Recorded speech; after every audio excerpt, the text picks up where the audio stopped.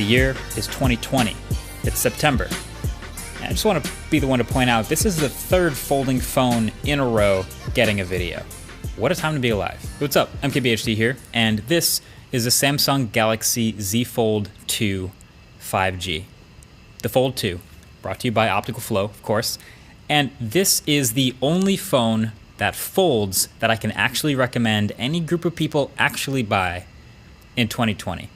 It's still expensive, it's $2,000, and it's still got its compromises. The tech inside is still very young, but this is the best one. This is the king. But for every reason out there that this is the king of folding phones, there's another reason why you probably still shouldn't buy one yet. A big part of why the Fold 2 is so good is the hardware. This generation 2.5 hardware here is the most evolved. So this build even makes the previous Galaxy Folds look a little sloppy, like it's boxier, it's more squared off, it's tighter, the hinge is firmer, and I love this satin finish and the brushed metal look, of course. It is truly Samsung improving in a ton of places at once.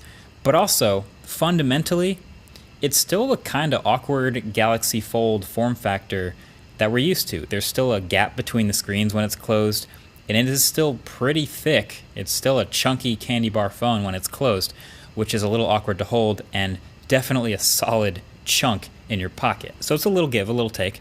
But I think obviously the biggest change you'll notice, the most impressive thing you will instantly recognize is the new screens. Both on the inside and outside, they are technically speaking a massive improvement.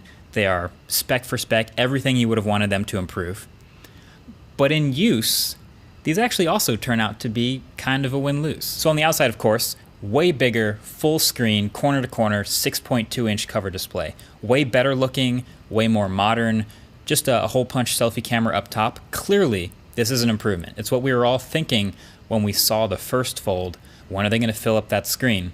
And now they did. But the funny thing is, okay, part of the dynamic of having that tiny cover screen on the old Fold, I talked about this in the review, is it's actually a barrier to entry to getting lost in your phone. So if you just need to do something real quick, like you get a text you want to reply, or just change the song in Spotify, or just something real quick in the notifications, you do that on the tiny cover screen, and then you turn it off and you're done, because you don't want to use the tiny screen very much. But if you really do need to get something done, then okay, you got a Galaxy Fold, you open it up, and you use the main screen. But now that outside screen is so big, you can actually use it more often, and it's not so bad. You can kind of just use that outside like a normal smartphone.